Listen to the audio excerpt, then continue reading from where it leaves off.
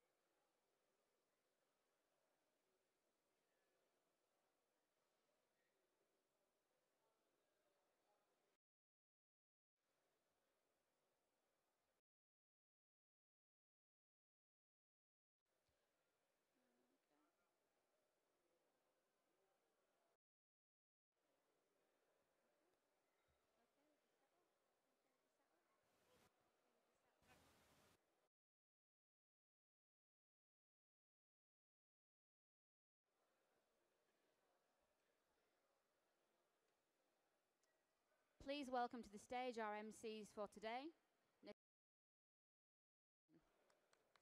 See, one, this, see, hello.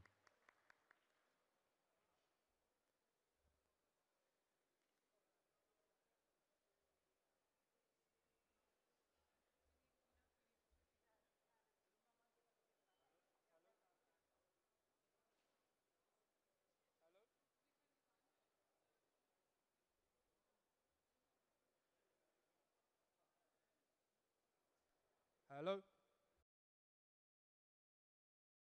I'm Nathaniel Mitchell Blake. And I'm Jenny Simpson. We will be your hosts this morning. Now, Jenny is Team USA's reigning 1,500-meter world silver medalist and Olympic bronze medalist. She'll be competing in the 3,000 meters tomorrow. And Nathaniel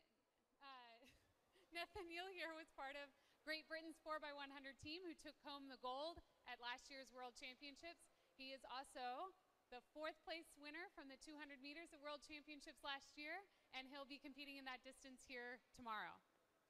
So now, after last year's success, we brought this year's press conference back to City Centre Mall, the heart of Qatar Republic. There's no better way to kick off this year's Diamond League Doha we want as many people possible to hear from the fantastic lineup that we have from Olympic and world champions in the front row right here. And these are the athletes we know you want to hear from, so we'll be inviting them to the stage shortly for a Q&A session. So don't go anywhere. We'll also be sticking around for a short time afterwards if any of you guys want autographs or selfies. Before then, we would like to welcome President of Qatar Athletic Federation and Doha Diamond League meet organizer, Dr. Thani Abdurrahman Al-Qurari, to say some words.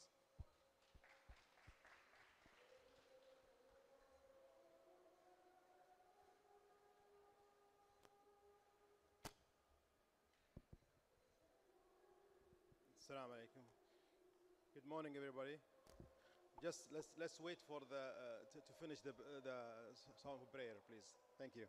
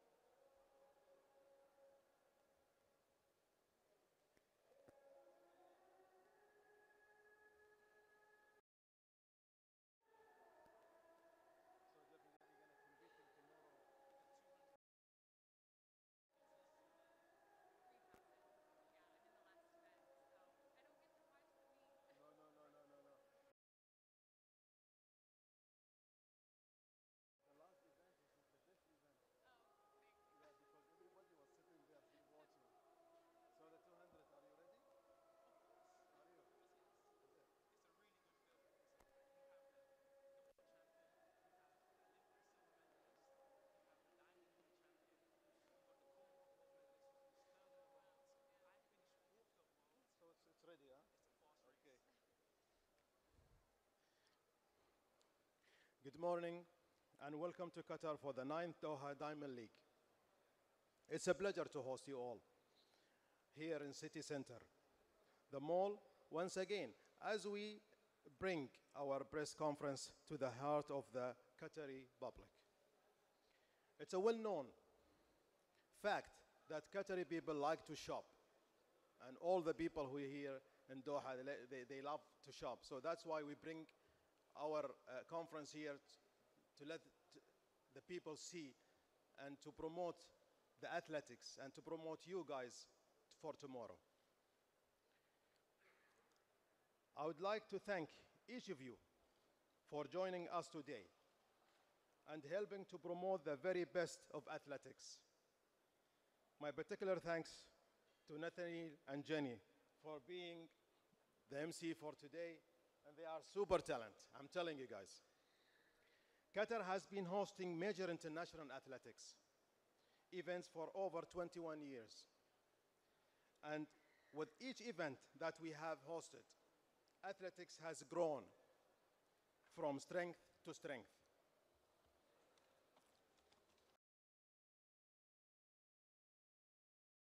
Number of world-class athletics that are emerging, the increased number of young athletics that are participating on the grassroots level, and how our passion finance will continue to increase. This is a pivotal time for athletics in Qatar as we prepare our host, the World Championship, in just 17. It's our ambition to use this unique opportunity to inspire and engage a new generation in a new region through the power of athletics. We are very grateful for the trust and support of IAAF, helping us achieve our goals and ambition. And I would like to thank Jeff, board and council member, of joining us here today. One key way that we will achieve our vision in 2019 by showcasing the excitement of athletics to a new audience, just as we do every year through the Doha Diamond League. Each year, the atmosphere gets better and better. And believe me, guys, this year is going to be better than last year. We have an outstanding lineup of the world's best athletics, including over 20 region Olympic, World and Diamond League champions, some of who will join me on the stage today.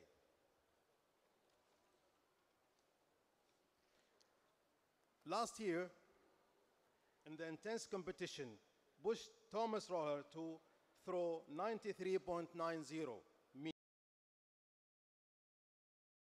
The time moved him to second on the all-time list. So I can't wait to see what this year he is in his store. There is also a plenty for the home crowd to cheer for our 10 athletics gonna be competing in the Diamond League for this year. This includes our legend, Matez Bersha, who last year became world champion, Diamond League champion, and IAAF World Athletics of the Year, as well as our 400 world bronze medal, Abdullah Haroun, and our 400-meter hurdle, Abdurrahman Samba, who currently hold the world lead for time for 2018. We wish you all, the athletics,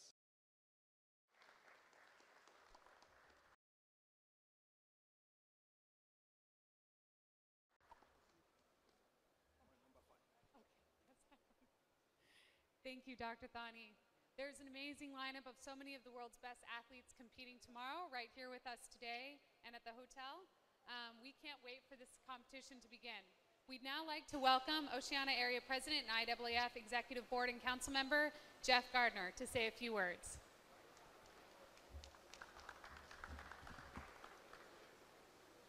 Thank you. Good morning, everybody, and thank you to Dr. Thani and his team for organising what is shaping up to be yet another great Diamond League. First meet of the IAAF Diamond League is always exciting and very special. This year is no exception, possibly even more so given the strong competition we have seen in athletics in the first 4 months of this year. We had a great IAAF World Indoor Tour. The IAAF World Indoor Championships in Birmingham, England in March saw some exceptional competition. And just last month, just a couple of weeks ago, I was in Australia at the Commonwealth Games, where we saw some great performances from Commonwealth athletes in front of packed-out stands. Our sport is strong, thanks to the talent, hard work and inspiration of these wonderful athletes that you see before you today. Doha has been the starting point traditionally for the IAAF Diamond League since it was established in 2000. I love most about outdoor meets, the Diamond League, and particularly the meet here in Doha, is the unpredictability of the athlete versus nature. Some years, athletes need to adjust to the heat. Others, the sea breeze that whistles through Doha's skyscrapers, which sparkle in splendour against the night sky, and some years, this may be one of them. Athletes, especially those in the field events, who are out on the track for several rounds and attempts, have to adjust between the early evening warmth and the stiff late night breezes. Last year, Olympic javelin thrower Thomas Roller, as Dr. Thani mentioned, proved the somewhat challenging conditions here in Doha can also turn to an advantage if tackled correctly. When he produced one of the throws of the season, one of the throws of all time, his throw went that far. I'm reliably informed we won't need to contend with rain this year, and that all the camera operators will be a safe distance from potentially record-breaking javelin throws.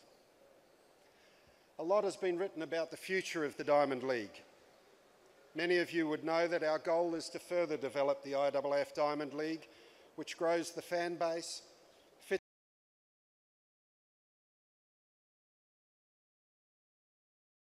a prosperous circuit. Essentially, what we want to do is create a league that challenges the status quo of a one-day meeting format, which, to be honest, has changed very little since the 1960s. And some of the changes that we have made and are making are bearing fruit in terms of competitors, fans and TV viewership, which I will go through in more detail in a moment. Everyone in this sport, across all areas, and from athletes to administrators to agents and our most ardent fans, are committed to change. We want to give our athletes, these athletes, a compelling reason to compete, and our fans a compelling reason to come back to our sport week in and week out. We've said before and continue to say, we need to be open, creative and brave. All sports are fighting for fans, keeping their current fans engaged, gaining the interest of new fans. All sports are thinking of new and different ways to present their sport, play around with formats or alter core components of the sport. We are all fighting for the same share of people, the same TV and broadcast time, and a slice of the corporate sponsorship dollar. The Diamond League, as the elite level of one-day meetings, will be a role model for how to deal with changes in the sports industry. It is a way millions of fans engage with our sport week in, week out.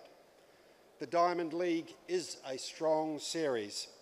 Our focus is on making it even stronger and more relevant to the world we and our fans live in today. This year is the 9th Diamond League season, and it is stronger than ever. There are 14 invitational meetings across Africa, Asia, Europe, the Middle East and USA. It is athletics' top global competition outside the World Championship last year, with 39 countries producing winners during the 14-meeting series. It was broadcast to over 282 million fans in over 162 territories worldwide in 2017, and it has a prize value across the series of $8 million US. For those of you not familiar with the format, 12 meetings from May through August in order to qualify for the 2 end-of-season finals held in Zurich and Brussels. But successful as it is for the most part, we need to review all aspects and share new ideas to remain relevant. And this is where we are at the moment. The IAAF and the 14 meetings are currently discussing the shape of 2024. A post-2020 league that is even better quality for athletes, which in turn will create a compelling reason for our fans to tune in and follow their robust evaluation system that will ensure that all meetings are delivering the best services for athletes and the best sports entertainment for fans both in the stadium and viewing around the world. A strong digital focus so that athletics fans can better follow and connect with the athletes and the Diamond League as a whole series rather than just a favourite few meets. We continue to look at elements that have been successful in the past. For example, showcasing some of the field events, which often seem to be so far away from the spectators in the stadium, and by showcasing them in city centres where A, our fans are, so why not go and get them, the events, and the amazing athletes who compete in them. Our world rankings and reformed global calendar will be used to support the series so that the world's top athletes have the incentive to compete more regularly, which we certainly know our fans want more than anything else. We are also delighted that we can count on the continued support of our long-standing partners, IMG, marketing very successfully the media rights, and Omega too, delivering world-class services and technology innovations for the Diamond League. The shifts in the sport industry are impressive, and there is still much to do in athletics, but I am delighted to be able to tell you there is great collaboration and the desire to shake things up a little bit. Everyone is working towards bringing all these different areas, the Diamond League formats, meets with strong and consistent criteria, world rankings and the global calendar together at the end of the season so we can go into our World Championship year in 2000. And I am delighted as the organisational delegate of the next World Championships that Doha is hosting this event. There is a lot of good work being done by the organising committee and as ever, a lot more to do. Tomorrow, IAAF President Sebastian Coe will be here to announce, with the organising committee, the competition schedule for the 2019 IAAF World Championships, with interesting developments and ideas. Rotana Hotel at 11 a.m. Thank you all very much for your time and for listening. Let me hand you back to the stars of any athletics show, the athletes. Thanks, guys.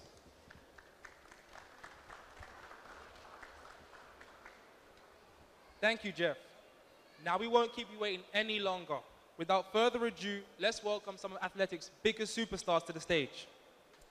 All right, first we have the biggest name in athletics right now, and the local sporting legend, winning the World Championships, Diamond League Trophy, and the IAAF World Athlete of the Year. Please welcome Qatar's own high jump hero, Mutaz Barshim. Welcome.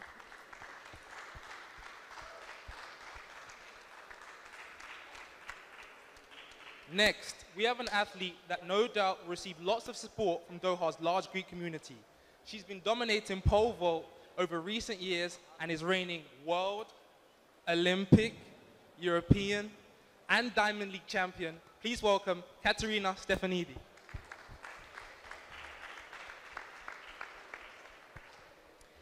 And next, one of Doha's favorite, and last year was standing right here where I am as one of the MCs. He is a two-time Olympic champion, three-time world champion, six-time Diamond League champion. Please welcome USA's Christian Taylor.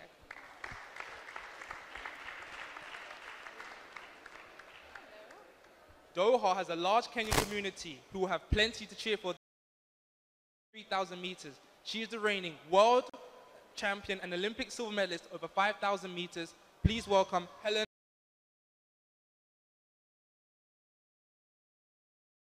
Obiri. Roller.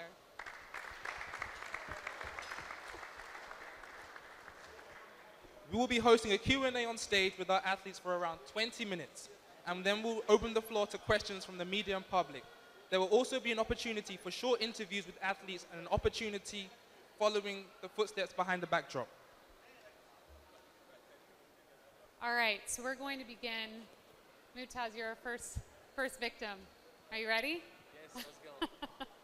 All right, you had such an incredible season last year. There's nothing I think you didn't achieve or win. So we want to know, with you opening up here in Doha, what are your plans for the season? What would be success for you this year? First of all, I would like to thank everybody that came here today, and I'm super excited that the Diamond League season is back on track again. I'm knowing great athlete, great staff, everybody that come here love the sport and supporting. And talking about my previous season, as you mentioned, you know, I won everything, so I can't complain about anything. It was a good season, you know, won the World Championship, topped it with the Diamond League trophy, and then the World Athlete of the Year. It was amazing. It was really great. So for me coming on to this season, it definitely gave me much more motivation, much more things to work out. Like I was talking with my coach earlier, and he looked at me and he said, "We did everything last year, so what can we focus on this year? Like we need something because I can't just work. I need some target." And I think our target this year is to constitute more records since there is no championship. So definitely going to focus on the Diamond League, and then just whenever meet I go, if I don't have the meeting record, we're trying to get that. Awesome. So some of the athletes, we were all here earlier, we were talking about the different running events at World Championships and the jumping events and the throwing events. How has it been for you being a part of the rise of the field events and kind of bringing a lot of attention to specifically the field over the last few years? You know, you brought my attention to the field the last few years. Thank you very much. I'm glad. So I would say, like, let's say in a few years back, the attention obviously wasn't much on the field events. It was much more on track. And of course, thanks to Usain Bolt and all the guys that have been running. And but I'm really glad that I've been part of this rivalry and this revolution, I would say, to bring attention to the field events. People get more interesting. We get more time. I still remember, I think after 2014, when 100 meters, 200 meter guys come to the track to run, they're like, no, stop. The high jumpers are jumping, so you gotta wait. And I know that applied to you as well. Yeah, 2013. Yeah, and we look at each other like, oh, guys, we made it. They stopped the track for us. But I mean, it's a just nice revolution, you know, if you get everybody to interact with us, and we love this. And at the end of it's all about track and field. So. Okay, now we move on to Katerina. So you also have a pretty stellar record. Outdoor, you've achieved everything there is globally. But Sandy Morrison ended your 19 straight unbeaten run last year. Do you enjoy the rivalry? I do. I enjoy it very much. You know, I needed to lose one so that I get my motivation back. I enjoy it very much. Sandy and I have competed against each other now for a few years. It's been very fun. But I mean, I love track and field, I love pole vaulting, but I always say I love competing more than anything, and it doesn't matter whether it's Sandy or anybody else. I love when there is somebody there to push me and help me jump higher. Awesome. All right, awesome. For you, Christian, tomorrow you'll be competing against Pedro Picardo, and here in 2015, you created one of the great Doha meet moments where you two jumped off to one of the greatest jump-offs in history. We want you to help us kind of relive that. Tell us a little bit about that experience and that jump off in 2015. Yeah, absolutely. I have to thank Mutaz because, again, bringing eyes to the field event was very fortunate and just try to follow his footsteps. But in 2015, I was the biggest loser of one of the greatest competitions in triple jump. He went 18:06 and I went 18:04, and it was a very proud moment for me because it was my first time over 18 meters, and I was just so grateful, so happy, but I lost, you know, and so, yeah, as Katrina said, it's very humbling. It also stirs something in you, and you know, sometimes you have to let your downfalls, your defeats be actually your strengths, and so from then I was very determined, and I think, yeah, a few Diamond Leagues later, I've shown that, you know, this has really driven me to become a better me. So even though you're opening up tomorrow, can we assume you won't take it easy on Pedro? You have some of that 2015 in you? Absolutely. Anytime I see him, I've seen him, you know, at dinner, I've seen him in the lobby, and so I know he's here to compete, but I'm for sure going to go for this meeting record also. Awesome. Now, Helen, the next question is for you. We didn't want Jenny to ask it because it may have been a bit awkward. So Jenny now has moved up to 3,000 meters, stepping up from the 1,500. Are you worried? Oh, first of all, I'm so happy to be here in Doha today. And for what I can say, I have no word at all. I'm going to run my race, and I'm going to do my best to beat my friend here at 10. Yeah. Awesome. That's good. All right. All right, back to Mutaz. We want to know, what can people expect this year at Doha's Diamond League? And also, as you know, you're on this stage and you're inspiring a lot of young Qataris and a lot of people in Qatar. What are the things you would say about your season this year and also how you inspire the young people? Yes. You know, about expectation, not much, because I don't really like to do the expectation thing. I know it's competition day. I want to come down there, have fun, and do my best. And that's how things goes, you know, from there, because my opening season, I know I'm in good shape, but you just got to go there and make it happen. And, you know, as you say, like last, let's say 3-4 years, people like really being inspired by track and field. More people, my family is coming, bringing their kids down to the stadium. Oh, they want to try that. They see you here and they see you that. So it's really been building up really much, and I'm really, really happy about that. And I know that going to be a lot of fan base waiting there tomorrow. They want to see me. Some of them never see me live. They want to do that. And I'm just going to be there. I'm going to make sure that they have a good time, and also to inspire, hopefully, much more generation. Now, Thomas, it's been well documented that you threw the second furthest throw in the history of the javelin last year in the Diamond League, a throw of 93.9 meters.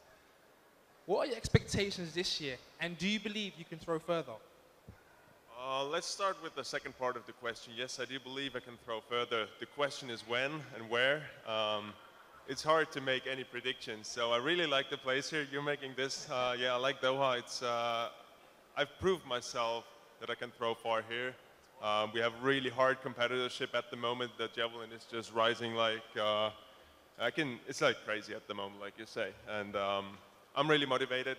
It's the beginning of the season. Been training hard in winter. And I'm hoping for that moment that Christian told. Like, there's somebody coming, threatening me, beating me a little, and then show him who's the real boss. Let's see. I like that. I like that a lot. Okay, great. Katerina, so we've been talking a lot about all the field events and how there's lots of eyes on you guys and lots of excitement for tomorrow. So tell us, what are you most looking forward to in the competition tomorrow? Well, I'm mostly looking forward to beginning my season, to be quite honest. I had a little bit of a rough indoor season, and I'm healthy and in really good shape, and I know I'm ready to jump high, so I'm excited about that. But I love competing here. I love Doha. There is like you guys mentioned earlier, there's a really big Greek population here, and I think especially for the Greeks that had to leave Greece, how they had to leave their country, it's very important to be somewhere where they can go and support, you know, an athlete from their country, and they do. Last year there were Greek flags all over the stadium, so I'm excited to compete, and I'm excited to inspire all the Greeks that had to move here for one reason or another. Now to Christian. I must commend you because you've brought a real swagger back to triple jump, and it's personally one of my most favorite events to watch. I love the way how you always pull it out the bag on the last jump. Like, I root for the underdog, so I always root for the person who's there, and then Christian just pulls it out the bag, and I'm never surprised. But you're a regular here in Doha. What do you love about competing here so much? Yeah, that's great. So I believe the last jump is my jump, regardless. Placings don't matter, you know. But if you're going to spend money to come watch something, you might as well make it interesting, right? You know, we're performers, so I want to put on a show wherever we compete. Doha is very special for me. I love the climate. I love even the food. And the fans are actually incredible. The first time I was here, I had goosebumps because it was just constant noise. I mean, for hours, it was just, there was sometimes drums going. There's a concert at the end, so you really don't feel like you're at a track meet. You know, it's a big party, and I really feed off those vibes. And even if there's, you know, a race going on, sometimes I turn my mindset as if they're cheering for me, you know, that all eyes are on me. And you know, hopefully Thomas isn't throwing, you know, a bomb out there, and Mutaz isn't ripping his bib off, you know, and I can get some attention, some claps, but I really love Doha. It's really special, and hopefully, you know, I know Triple P will be here to jump in, and hopefully that last round will be mine. And to Helen, you hold the Diamond League record, 820.68. That's pretty impressive. I'll ask them the question to pretty much all the athletes. I know it's early season. I know you're in shape. I saw you in the dining lounge. I saw you with your carbs, your proteins. I saw it all. Do you think you can beat your Diamond League record tomorrow night? For sure, I can't promise, but maybe if the weather will be good and the good pacers, we will try to lower the meeting record and my time. Okay, I like that. Awesome. All right, finally on to Thomas. Your biggest rival at the moment is probably your own teammate, Johan Vetter. Does your rivalry push you to throw further and further? And will one of you break the world record? Definitely, it's pushing us, and I think the whole event gained so much from our rivalry and also from many other international athletes that are improving on different levels. So we have a really global event at the moment. It's athletes from all around the world competing for those 90 meters. And looking back a few years, nobody was talking about it. Nobody was talking about 90 meters anymore. It was something magical. Now everybody's expecting it every day from Johannes and me especially. So it's a pretty special situation for me, for Johannes as well. We have to deal with this every other day, but I think it makes us stronger. It makes us train harder, and I think it's just good for us. It opened that barrier, and before I was talking about this, if it's possible to throw so far. And if I don't say yes, why shall I try it? So I will say yes, we're going to break the world record. The question is when. All right.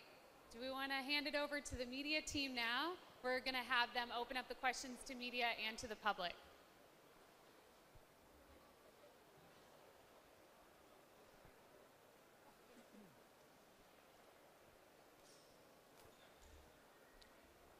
Thank you, Jenny and Nathan Neil. Does anyone have any questions for our athletes?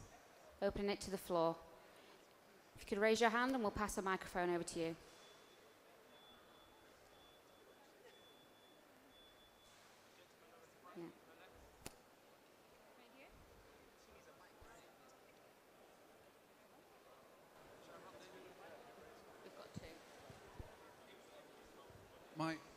My question is for Mutaz. I'm Stuart from England, and when you competed in Birmingham, you said you were going to take the bar. Can I put it closer? I can't really hear. Yeah. In Birmingham, you said you were going to take the bar back home. Yeah. Did you, and where is it now? Oh, yeah. Okay. Well, yes, I did take the bar back home. That was my 10th time jumping over 240, so it was very special to me. And I have the bar, actually. It's at my place, but I still didn't know where to put it. I'm trying to find a good place, you know, maybe on top of my bed or somewhere that can be very special. But definitely, I have the bar. And I'm intending to take every bar I'm jumping from now on. Every 240, so message to all meeting directors. When I jump 240, please wrap the bar up. I don't have to ask for it. It's good? Okay.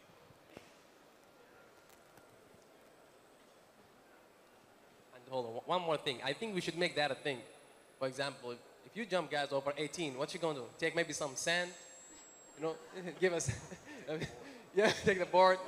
Yeah, it's something like that. If you throw 90 meters, you should take something, like grass or, yeah.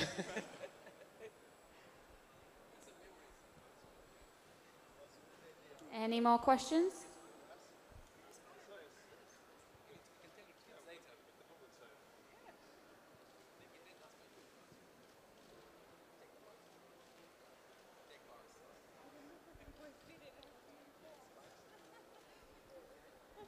Afternoon, Olive Manon from Jamaica, Barsham. You accomplished just about everything last year. What about that elusive world record? Yeah. When are we going to see it? Yeah. You know, well, I will start talking about that. About the world record, I say it's definitely a thing it's a goal for me. It's a target. You know, I wake up every day, go to training. I work so hard, and it's like giving me so much big motivation. I'm thinking about it all the time. That's the only way to go. As Thomas mentioned, it's like when and where. That's the question. But there's no backing up because I've achieved so much in my life now. But definitely, I feel like to top everything up and to feel satisfaction, I need to get that record. So I'm still building up. I'm getting much more experience with the time. I'm getting stronger. So I think it's just a matter of time.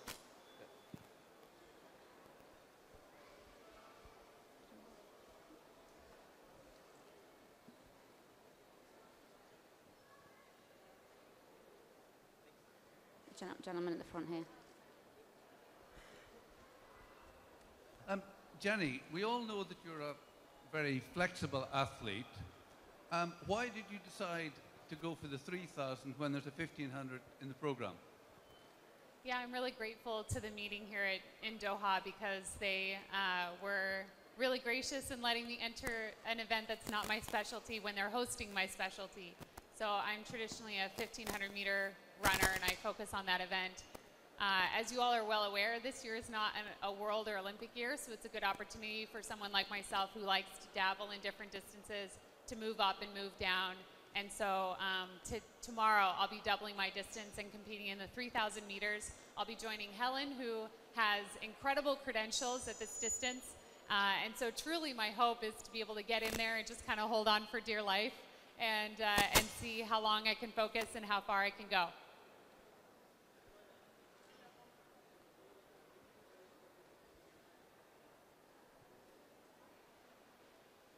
Next year, the World Championships will be in late September, October. For you guys, how do you think that this will affect your performance, if any? Christian, Jenny, Wisham, and what are you looking forward to the World Championship in Doha next year?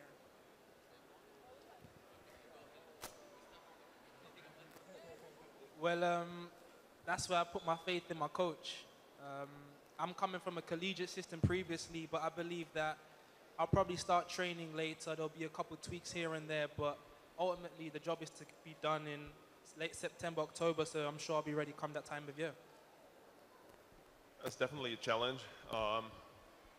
Also looking forward to 2020, you need to take the right decisions in 2019 to prepare things right.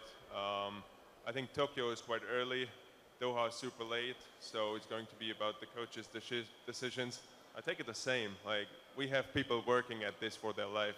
Their passion is to do the planning and to do the structuring, and my passion is just to throw far. So I'm giving that job to my coach, and he's fine with that, and I'm fine with my job to throw far. And I'm really much looking forward to having the experience to throw in Doha before. So you can gain some kind of confidential, but it's another stadium, it's another track. And what we are also looking forward to is to see how the climate's going to be. If it's warm up in the air and it's colder in the stadium, this is going to influence the javelin. We're all looking forward to see what's going to happen. For me, first of all, I'm looking forward to compete home, the World Championship. That's a big opportunity for me. But I think it's good because I feel like coming out to every season, I almost never feel like I got my full time to prepare. Like I always have to kind of break my hard training just because I have to compete next month or so, just knowing that I have a longer time to prepare in Doha, I mean, I can jump the Diamond Leagues, I can even take a break, I can start rebuilding myself.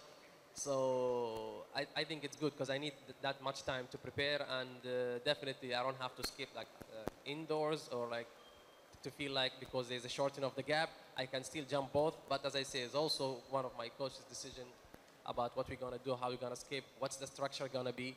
But in terms of other things, I think it's fine. I think like Thomas said, I think Doha being that late is not going to be a problem for Doha. I think it will become an issue for Tokyo maybe. But I mean, I guess maybe not everybody here knows that late September, beginning of October is our vacation time. So this is going to be rough. But I think, like everybody said, I think it's going to be great to be at a World Championships where we know we're going to have good conditions. That's going to be a new one for us. And like, again, I don't want to repeat what everybody else has said, but I am glad I don't have to deal with this and my coach has to. So I'll just do what he says, but hopefully we'll figure it out. There's always scheduling, not just for the next year, but again, for the next many years. So we'll take that into account for sure. Well, factoring vacation time is very important for me. So I've already taken this into consideration and planned a solid vacation this year to accommodate for the next 2 years. Mutaz already told me that the track is incredible. I'm very excited to see that, another opportunity to be in Doha. So yeah, I think performances are going to be incredible. It's a world championship. It's an Olympic Games. People dream to compete there, to represent their countries, to just be on the greatest stage. So I think the coaches, the athletes will make the adjustments. You just have to make the adjustments also for your vacation. I think it will be nice for me to turn into 2019 to race. And what I'm going to do, I'm going to sit down with my coaches and my manager to plan how to skip the 2019 season so that we can prepare well for 2019 and 2020. Yeah, I think the athletes have already said most of what can be said about it. But another element of it is that none of us are surprised by it. We've known this schedule for a really long time. Our coaches have known the schedule. We know when the championships will be, and we'll all plan as best we can for it.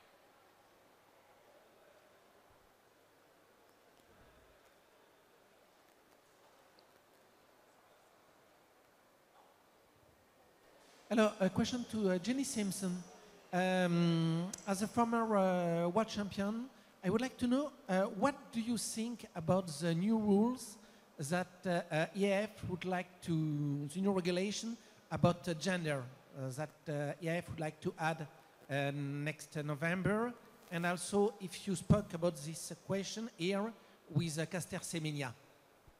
Yeah, so I know that this is news that's come out recently, and to be quite honest, I think it's important, and I think it's important for athletes to be informed and involved. But as I've been traveling here, I competed in Drake Relays in Iowa just a few days ago and have been traveling here. So I have to honestly say that I'm not up on the latest news and what the regulations have said, but I'll be reading about it after this competition is over and as I prepare for the next ones.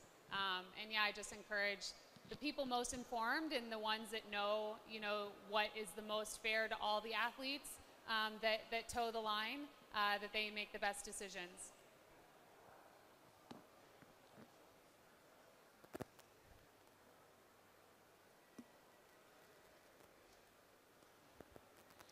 I have a question to Mr.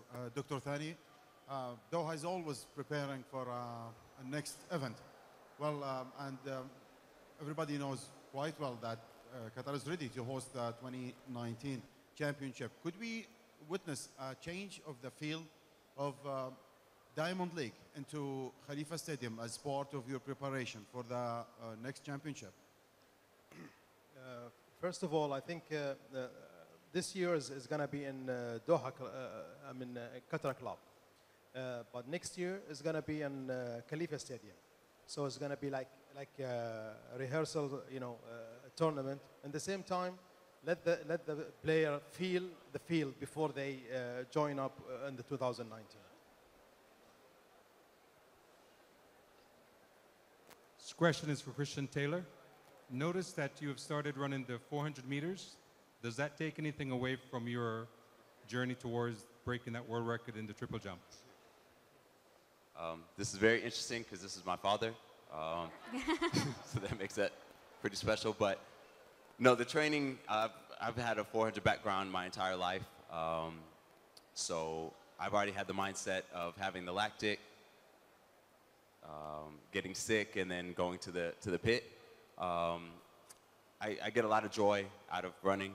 I'm still chasing Ashton's mark. You know, I don't want to think that the decathlete has me right now, and so still chasing him, have the opportunity. My agent has been so good and got me into Shanghai, and I'm very excited for that opportunity. But yeah, I love just changing it up. Jenny spoke about that we don't have a championship this year, and opportunity to just have some fun, so that's what I'm doing. Yeah, this is a follow-up question for Katrina and Helen about the gender question that the gentleman was asking. The obligation to submit some of the athletes to a testosterone tests. How do you feel about that, Katrina and Helen? I have my opinions about this, but I feel like maybe I don't need to express them because this is not affecting my event. I do think it's weird that it's not affecting my event. I find it hard to believe that if natural testosterone boosts performance in the 400, it doesn't boost it in the 2 or the 1 or the pole vault. But I mean, I think that's all I'm going to say. It's not affecting the pole vault. I did read the study that they based it, or it seemed like they based this decision on, and it showed significant results for the pole vault. But I'm not quite sure how the decision was made. The only 2 field events that showed significant results was the pole vault and the hammer, but they were not included in the decision, and I'm not quite sure why not, or why the decision was made altogether. Okay, for me, actually, I can say I don't know anything. Or I cannot say all about what I know, but I'm just here to compete. So.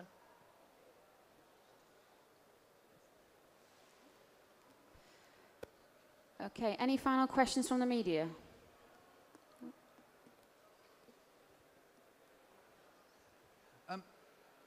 Last year, someone asked what I thought was a great question, and I would like to repeat it. If you had to do a different discipline from your usual one, which would it be? And I really want it to be a completely different one. Like if you're, Nathaniel, you cannot say the 400 or something completely different in track and field you've always fancied having a go at. I'm scared of heights, so it wouldn't be high jump. It wouldn't be pole vault. I don't think my body can really twist in those angles. Full respect to all of them guys. I'll say long jump. I used to do long jump when I was younger, you know, have a decent amount of speed. I've got to work on my hitch kick. I think I'll be a hitch kicker. I think it's pretty cool to hitch kick in the air. I won't be trying it anytime soon, but in my dreams, that's probably my second event. Maybe you remember from last year, it's still the high jump. That's what fascinates me. It's, I did it before when I was younger. I like the rhythm. I like flying high with my own body weight. I make javelins fly high and far, and why not make myself fly high? So I like the high jump. Good. Okay, I don't know what I said, but now I definitely want to try the 400 hurdles. I don't know why. I'm probably gonna die after the 200, but there's something. I even discussed it with my coach. I'm like, just let me try at the end of the season. He's like, no. But now I work out the deal. Like after Tokyo, you can try that. We'll see how that's gonna go. I think I would do the triple jump. My dad triple jumped and I grew up watching it, and Christian, like, I'm his biggest fan. I mean, I love all the field events, but I grew up watching the triple jump in particular, and I honestly think that would be the only other event I could be any good at.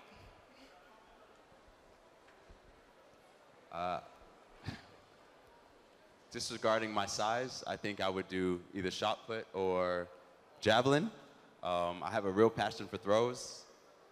Don't throw so far, but I love to watch, when somebody hits it right, and I think yeah, any throwing event. I got long arms also, so maybe some luck in the discus, but I've just got to gain some size. Okay, for me, I could go with marathon.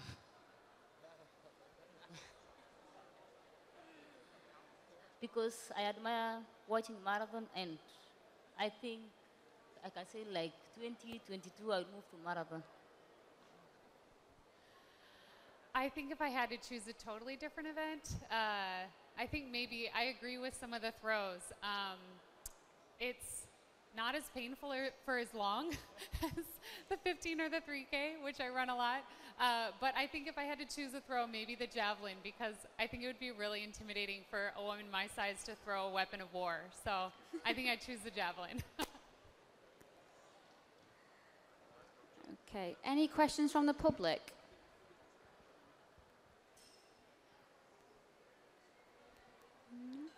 You will have the opportunity to meet our athletes afterwards. They will be heading behind the backdrop now to take interviews from TV. If the print media could stay in their seats, we will then bring them round to the front of the stage for print interviews. I would like to take this opportunity to thank the IAAF, the Diamond League, the Qatar Athletics Federation, and our sponsors, Ooredoo, Aspetar, and Al-Tia Motors, for their continued support of the sport of athletics. But finally, thank you to our athletes, who Jeff said are the stars of the show and will be tomorrow evening. If you are yet to purchase your tickets, we do have a booth at the back of the press conference where you can purchase your tickets today. Again, thank you all for attending, and we will see you all tomorrow evening.